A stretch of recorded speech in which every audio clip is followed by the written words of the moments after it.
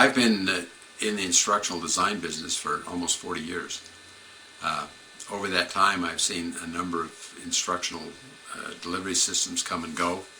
When I first got into this field, educational television was the rage. Everybody had a television studio.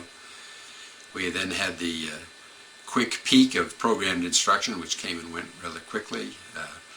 Then we've had computer-based instruction in various forms for the past 2 or 3 decades. We went to multimedia when we were able to do that. We've had all of these things come and go, and people spend a lot of time getting involved with the technology.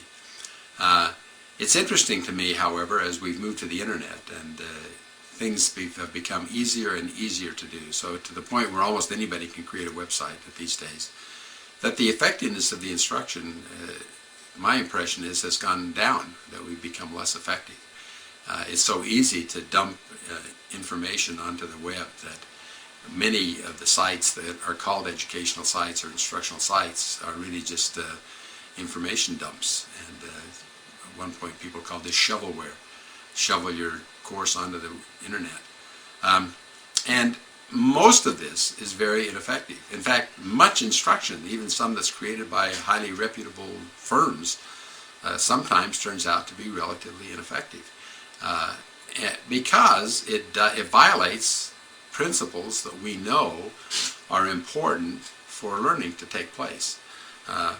Over the past several years, I've done a thorough study of many of the instructional design theories and a lot of the research on instruction out there, and from that we've tried to extract these first principles. And while there are lots of details of these principles, the things that make the most difference are really simple. First of all, we need to show people what we're trying to teach them instead of just tell them. So much instruction is tell, and we don't show them what to do.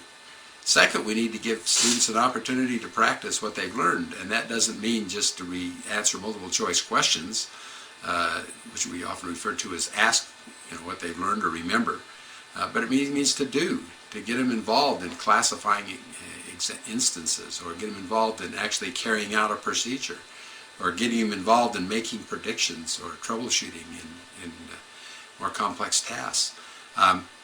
And so consequently, much of what's called practice is not practice at all. It's not really application. And finally, students, we have all kinds of talk of motivation. People have indicated that motivation is perhaps the most important thing of all. Some people have said if students are motivated, we don't have much else to do. Well, this is just plain not true. If you lead a horse to an empty well, they're still going to die of thirst if there isn't water in it. And we can motivate students to pieces, and if there isn't substance and we have violated other principles in the instruction, they're still not going to learn. In fact, we often have a false concept of what motivation is. We think motivation comes from animation and games and edutainment, when in fact these are maybe attention-getting, but real motivation comes from learning. Real motivation comes when students are able to do something they weren't able to do before. And real learning takes place when we implement basic principles of instruction. And those basic principles include at least demonstrating what you're going to learn, having the student actually do what they're learning, and doing this in the context of a real-world problem. The best motivation of all is for students to be able to learn some real-world task. And I guarantee you that answering multiple choice questions is not a real-world task. So students want to be able to do things. They take courses because they'd like to be able to do things. They'd like to be able to do something they couldn't do before. If we can identify what that is, and we can present that as the very first part of our instruction and say at the end of this course, at the end of this module, you'll be able to do this task, or you'll be able to make these predictions, or you'll be able to perform in some way, and then show them what they need to do in order to complete that whole task or perform in that way, their motivation is going to be greatly increased. So in summary, it just seems to me that there are 3 very essential things that I think everyone knows, but we don't seem to do it very much in our instruction. And that is, we need to demonstrate what's going to be learned, we need to give students a chance to apply what they're going to learn, and we need to do that in the context of real-world problems. So I think this is what I've found, and I'm very discouraged as I look at the internet to see so many courses out there that violate these very basic, simple principles. Obviously there's some subtleties in these things, and there's some details, and in this particular presentation we'll talk a few of those details, but there are more.